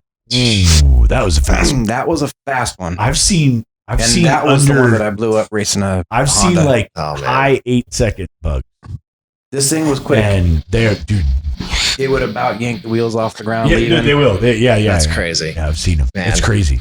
So I had a 87 Jetta GLI, and Club scene. it was Recaro leather seats, sunroof, 5-speed. Yeah. Brandon in the passenger And it seat. was 1.8 liter. It was fast. It was a fun little car. I love boots and cats and boots. Yeah, boots and pets. I had 260,000 miles on that car, and Going to my the club. timing belt broke. So I'm driving down the road, Clatter, clatter, clatter. boom, and it just died. And I knew as soon as it went, I'm like, oh yeah, this thing's fucked. So I worked at a Volkswagen dealership years before, and so I called the old man there, the master tech, and I was like, hey man, you remember my car? And he's like, yeah. I was like, my timing belt broke. And he's like, ooh. I was like, so what are the chances that this motor is okay? Because if you don't know, there's what they call interference motors. And those motors, if timing is not exactly right, Piston if you meets lose, valve yeah, in a piston not meets valve, Good way. bad stuff. Stuff And he just- was like, Yeah. you're probably fucked. Scattered. He's like, most of the time that happens, you're fucked. So then were you like, well, so are you saying I'm going straight? So I'm on the. So you're saying I'm on the right path, right? Yeah. like even like today, I you need know, to dump Raul. I blew up my motor. Can I pull my speaker box out the bag Me and before Paul. you take it? Yeah. Do I have to break up with Paul or Yeah. we still okay? So obviously I'm not going back stock. If I'm gonna pull the motor down, I'm not going back stock. So I start looking, and there's a huge at that time especially huge aftermarket for those motors. I mean, I can build like a 300 horse naturally aspirated 4-cylinder, and I'm like, fuck, this is cool. So the rabbit hole gets so deep that I kind of hesitate. You mean the salad hole? Yeah. So toss salad. Is that salad? I knew where he was going. Are we talking about a glory hole? Or? So Isn't there a club called? So you're like, hey, let me show you the performance part. No, that's called the glory Yeah, hole. I start, Oh, you want the performance part? And they have like silver, salad like bowl? silver skin tight little a singlet. It's like, let me tell you. The was it performance Chris part. Rock? Was it Chris Rock that talked about toss salad, man? Yeah. But anyway, so I start pricing all this shit out. And it started getting expensive, so I start hesitating. Well, next thing you know, a fucking year, whatever, maybe 2, rolls by, and this car's still sitting in my fucking driveway. And I'm like, man. One of the guys I used to work with at Volkswagen calls me one day, and he's like, hey, man, you still got that, GLI sitting there? And I'm like, yeah, still sitting here. He's like, have you fixed it yet? And I'm like, no, still sitting here. And he's like, I'll buy it from Got a you. girlfriend now. And I'm like, okay. He's like, I'll give you. Things are getting really serious. Moved on. I think he gave me like $300 or $500 for it, because the motor was fucked. The car wasn't worth anything, So I was like, yeah, whatever, come get it. Calls me 2 weeks later. I put a fucking timing belt on it. It runs like a champ. I was like, you motherfucker. And then he said, That was one of my favorite and he cars. said, and no, I'm dating Brandon. He's mine, bitch. Yeah. So thank you twice. I was so pissed. I was so jealous of Brandon. Yeah. Brandon. Fuck him.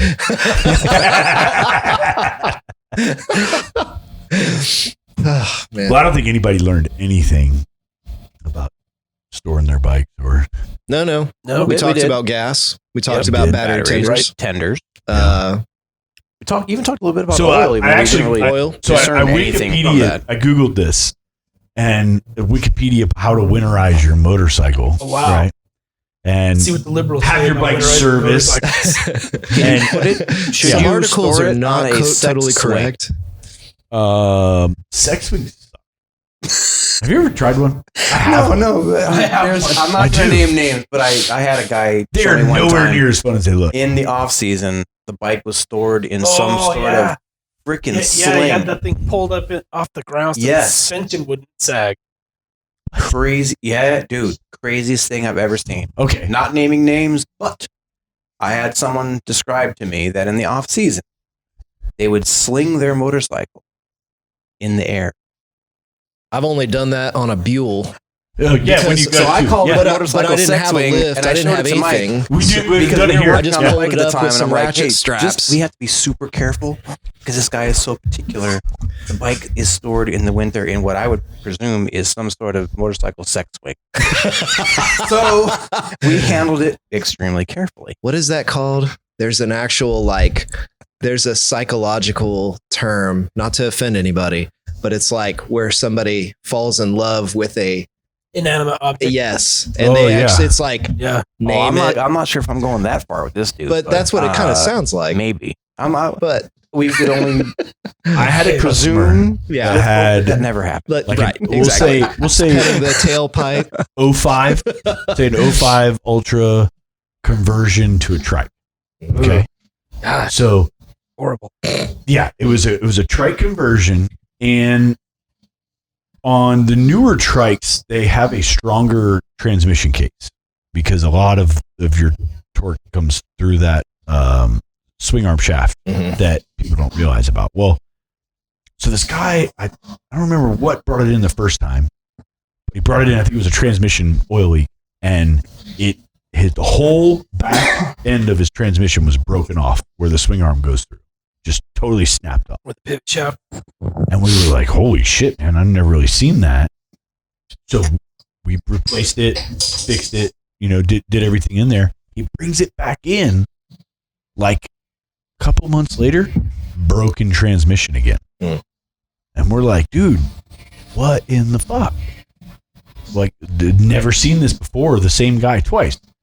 So we fix it, and the guy comes and picks it up, and he's got like a Reese hitch thing that he pulls his front tire in, and then it lifts up and picks just the front tire of the trike. So it's riding down the road. And it's all strapped in. Yep. All strapped. So it can't do this. Yep. It can't go side to side. Yep. So he's going down the road, and the fucking ass end's doing this, but the front end won't do anything. And as soon as we seen him loaded up, we were like, whoa. That's dude, the problem. You need to stop. This is why your transmission's breaking. Man. No, I've been doing this since 1947. You know, you always get that shit, right? Like 2 months later, calls us, transmission's broke again. Yeah. We were like, go somewhere else. Yeah. You know, if you're not going to listen to us, because he was like, you need to pay for the, of course, blaming it on us. And we're like, nah, man, you left and we told you that shit was not going to work. Yeah. So we're going to run through these because it's funny because the last one is Related funny. resources. No, well, yeah, fuck that one. Have your bike service, inspect chains. It really is a good idea. Get everything right on your bike before you park it. Clean your bike. Your bike's dirty, man. You don't want that shit to sit there for months. That's a horrible idea. You know? Right. Get an oil change. I think that kind of reverts back to number one, which was have your bike serviced.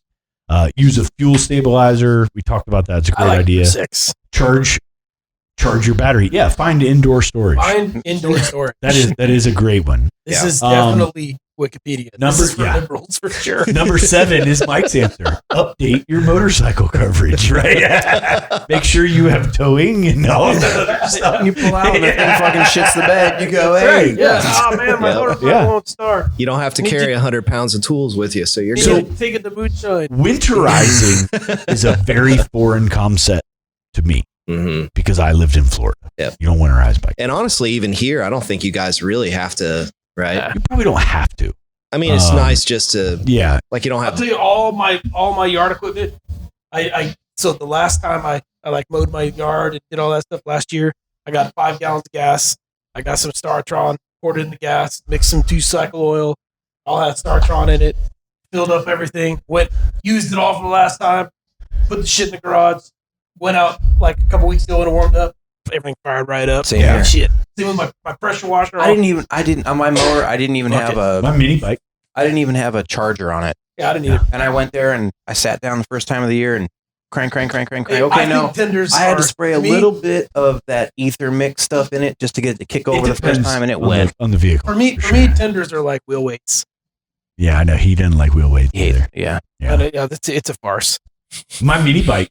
Because it didn't have battery or anything. I fired it up in 6 months, and I went out the other day and turned it right up. But every time I run it, when I get done, and this is a really good thing, because this is what we need to say, when you park a carbureted anything, if you want it to run really good the next time, turn the gas off, run the gas out of the carburetor. Exactly. Turn the gas off and let it run until it dies. Yep.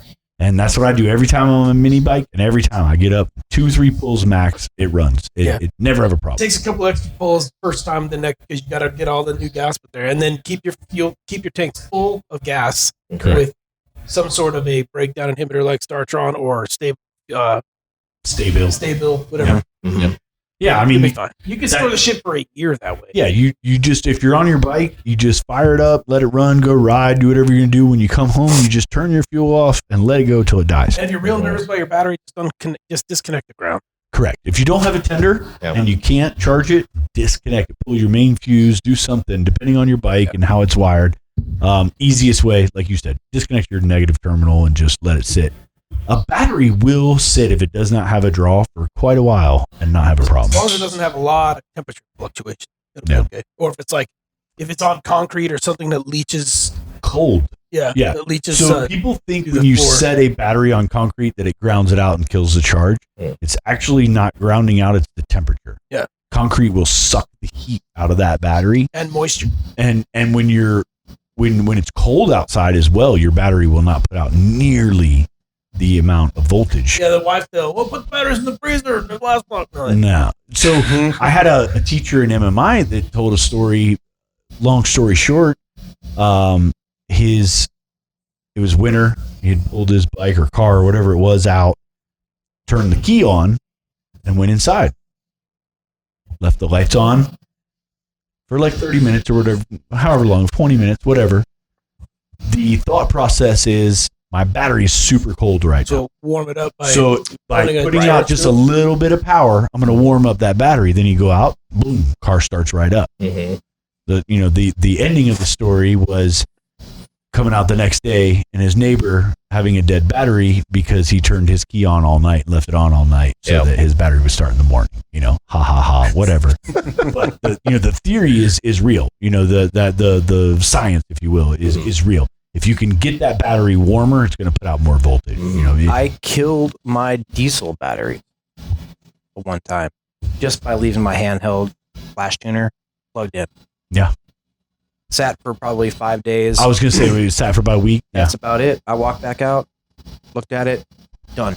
Well, it's just a that people don't Diablo hand tuner. understand is like, That's it. That's all it took. Another thing that people don't understand is, you have a 12-volt battery. Well, a float charge on a 12-volt battery is about 12.6 volts. If it gets down past about 12.2, it's done. Yeah. If it's, you only need to lose about 1 volt on those diesel batteries, and it won't start the car. Yeah. You have to keep it within so much real compression. Yeah. Between the motor and the fuel. Something like that. The fuel. Yeah, the new fuel systems. Yeah, they run it like 1,000 PSI, stupid. I don't know. I was told it was like 5,000. I don't know if that's true, but whatever it is, I know it's fucking way higher than fuel. It's so gasoline high. Fuel it's pressure. so high that you have to. Well, it's like 18 to 1, 20 to 1. You have to. You have to bleed it off because otherwise, I've heard like horror stories of guys getting like holes shot through their chest because of it. Because it's like heat if you don't do it right. That caused the bang. Yeah. Because you don't have a spark plug. So you have to have that fuel coming in at a high pressure, and you got to have a lot of heat. Yeah. That's especially on the new diesels. Yeah. The old diesels, not nearly. The glow plug's only for cold starts. Yeah. Because you don't, the cylinder hasn't got hot enough to create the heat for. I don't know, man. I think we've covered enough tonight. It's getting late. Wheels, I had Alan doing it because I was doing all that shit. We were selling his wheel and all that crap. And I took my wheels and sold them to Q so that we could get all that taken care of. So he's putting the tires on them. And I said, don't balance. And he's like, what? Huh? I was like, don't balance. He's like, what? I said, wheel weight's fucking ugly, man. And he like came out and he's like, are you joking about balancing? I was like, no, not fucking weights on my wheels. That's on you. You fucked with him enough. He had to ask the question. No, and I was like, do not put weights on my wheels. And he was like, and I was like, look, everyone else, don't put fucking weights on my wheels. They look like shit and it's a wives' tale anyway. And he was like, I first time Mike said that to me, I was like, what? what? He went to lunch that day waiting for the other shoe to drop on that one. Yeah. Well. No, it's like break-in. They have the same break-in procedures on these modern engines as they did on the old steel cylinders that took literally like 4 or 5 minutes to get the operating temperature. Yeah, where you had and they didn't have the technology they have now. Man, when we get the PDIs in and we do that 5-mile test ride, the fucking motor's broke in. Yeah. It's done. As soon as it gets hot, you're good to go. Yeah. I mean, you don't have to do that shit anymore. All the stuff with wheel weights, first of all, it was back when they had those bias ply tires and they were like balloon tires and they didn't have any kind of standards. I mean, manufacturing was shit. On there. Bridgestones even have balance. Yeah, they have balance studs. Yeah. But a lot of them, like Avons, Michelins, they don't even have a balance dot. No, but I think those same people are claiming that their tire is balanced. Right. Well, so are these. Yeah. But the Bridgestones, but the Bridgestones, they give you a lightest point of the tire, so they're not claiming that it's completely balanced. But I mean, I'll bet it's maybe a third of an ounce from one side to the other. And then maybe you have 2 or 3 ounces in the wheel because the manufacturing now is so tight. Well, you shouldn't be doing three and a half some max anyway. And the only people that I've ever come and claim that they've lost wheel weights and now there's a vibration are the ones that saw the weights on the ground. Yeah. Or see the missing weights. Because I can't tell you how many hundreds of tires I've done where the weights are gone. And you're just you put it back on, you rebalance, set them down the road, and, and then the guy comes back 4 months later, the weights are gone. Yeah. They don't fucking know. And Another thing that people don't understand is as you ride the tire and you wear the tire out, you're changing the balance point of the tire all the time. That cupped out ass so tire every you're 500 on. miles, it's out of balance. I mean, it's only balanced from here to the guy's house, and then it's already out of balance. Because when you're going around corners, you're wearing the rubber differently. What about balance beads, man? Talk about balance beads. Dude, I can't wrap my head around balance beads. I don't know. Well, they're just like the dot. Well, supposedly they run in Formula One, stuff like that. Because as the tire wears and the light spot changes, the balance beads go to that spot. Yeah, I don't know, man. None of that shit matters on the street. I don't. You're not now, I have 200 miles an hour. I'm telling you right now, I have done countless. Can't even tell you how many wheels with balance beads, and I don't think I have ever had a customer come back and complain. No, that I can't. That I can't say. You know why? It's exactly what Will for like here's why. Me, here's why. I just don't know if I could addressed do it it earlier. They can't possibly leave the wheel. So they're not on the ground. See them on the ground. So they're not on the ground. So they can't say, well, it's got to be the balance. So everything's fine. Yeah, I don't know, man. Because the only time anybody ever notices a handling issue because of their weights is when they realize they aren't there. So when you do a tire, I don't know. When you do a tire, you lube the bead, right? Now, so she said, depending on whether you're using a brush or spray gun or whatever, liquid always gets inside that tire. Yeah. I don't give a fuck who you are. Well, it gets inside the tire, just fill it with air. There's Yeah. condensation So, in the air. Yeah, those that's why little if you're doing it right, beads- you do nitrogen and you Those purge little it. beads, I don't give a fuck what anybody says, are going to hone to those wet spots. Just the way it works. They're so light. So would I you just say can't- I the don't beads know. are a placebo? It's all. I don't know, man, because they say they run them in Formula One. Because Because they're doing 200 miles an hour and they dry fit those tires and they purge those tires with nitrogen after they get them hot. Here's my question. I'm running They put down the heat road, blankets right? on 'em, My and then wheels they purge 'em. My wheels Yeah. doing this, right? And my balance beads have found their spot that they want to stay in while I'm doing this, right? Yeah. But now I speed up. It's already there. It's like They're there, they're well, it's stuck. like the tilt-a-whirl. It's The like centrifugal Then I'm going to force keeps slow it. down. And then I'm going to speed up and slow down. I'm not going to move those beads around. But they hit the low spot at like 10 miles an hour. And you After don't that, they're think just there. after that you don't think they move at all, even though you're like on and off the throttle, like that quick. No, 'cause now they're going obviously it's fast not doing enough this. where But they that's- stay Never does that. I know. Obviously this isn't right, but You're just talking about even the then, centrifugal forces. But You're nailing it, and then you're not going But as it's hard, still- and then the you're doing centrifugal more force is still there in the tire. in the tire, but not on the bead. Yeah, it is. It is. But it's slung out with enough force where You know when you go to the fair stuck, and you're right? you're on that ride. Well, and- think of like a and shake. It spins around and then you're in the little thing and The you slide spaceship. up to the top. Yeah. Yeah. Well, you slide up to the top at the very beginning and you're there until the ride stops. You can't Doesn't peel your matter head if off. the ride But speeds you're up, strapped slows to down. that. You're strapped to that. Or You're think strapped of to the little deal, You're but strapped then to it that. slides The to here. beads are not strapped. Think Those are about rolling the- around inside. What I'm saying is the pressure, the force in the tire is almost constant. No matter how fast it's spinning, no matter how slow it's spinning, if you turn, whatever. Because like think about that ride. So you slide up to the top, the thing speeds up and it turns this way and it turns this way Yeah. and it slows down. But And you're the strapped only in. thing, but you slide up to the top and you stay at the top for the entire you're saying ride. is But it's so like- if I'm running 120 They're not miles an strapped hour at the and then I jam on my brakes and get down to 60 and take back off again, you're saying those beads never yeah, move. here's the Well, no, thing. they'll yeah. stop. And then when you spin again, they go and they fly right back to the top immediately. And they're there. Recluse auto clutch. Think of that. Fuck those because things. There's a Yeah, you know, I just did one the other Yeah, day. Let me explain. What he's saying is there's a minimum But level again, that's of all force strapped that it in. takes to keep those in place. I You know. don't Well, get to that out. point. Once you keep them out. Right. But what I'm saying is, if like say you ever play with a shaker, right? Like Yeah. a what do you call them? Yeah. Shaker for drum thing, whatever. Yeah, right. And then you twist it. Well, yeah, they'll if you twist it like this, you can get them all spinning the same way, right? Right. And it doesn't make a lot of noise. But then you slow that down, and they're going to slide, right? No, but they won't. No, but they it's won't. different. They will. they will. It's So if different though because you're talking about something on a Right. rope that's tied to a central axis. These are What's on tied a rope? up. The shaker But- thing, but right? that No, I'm shaker- talking about a handheld shaker. Right, like but a the little, shaker thing, you Oh, got, I see what you're talking you're about. talking about a little drum that's halfway full of beads. On a tire, you're talking about this huge surface area that's got like a little pile of beads. It's not like there's. Yeah, it's so not I like think there's- those speeds would be moving. Like when you change speed rapidly, I would think those They won't. speeds We could do a would whole not goddamn hold. show on They pound won't. speed.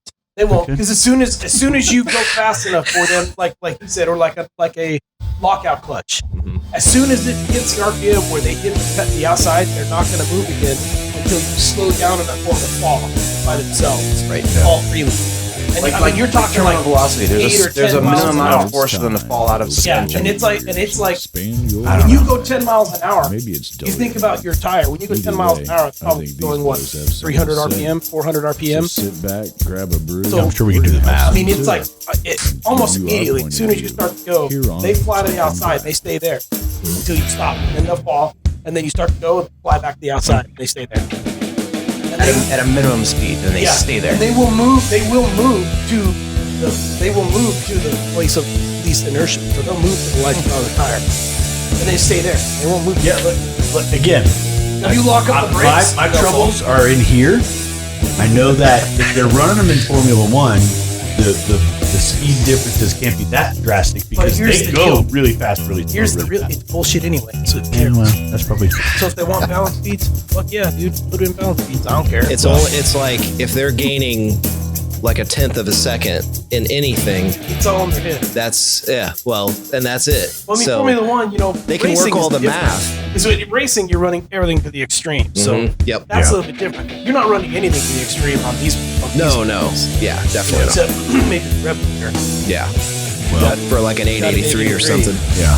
You have, that's the thing about an 883. If you're not bouncing off the rev limiter, you're behind I everyone. remember one Exactly. time when Brody was riding kids into work, and he's all, and I was riding next to him, and he's like, man, I'm doing 110. I was like, you was only 85, man. I was riding right next to him the whole time. no. And I was like, well, I wasn't doing 110. Well, at 107 is all mine would do, so I doubt he was doing 110. Yeah, and I don't. All right, so it's about time. We're going to wrap things up. Check us out, puckandbrap.com. You know the deal. Yeah, there's some intro going in the background. I'll move that around. Like I said, puckandbrap.com. Check us out. YouTube. Check out the videos. Like and share. I do not market this shit at all. If you listen, share it with your friends. I'm out. Fuck your couch.